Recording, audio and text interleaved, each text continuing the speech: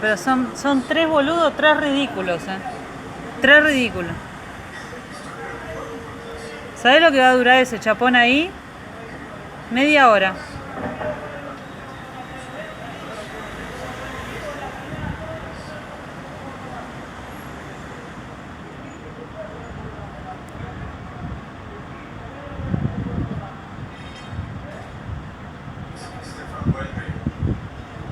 Es buenísimo, boludo.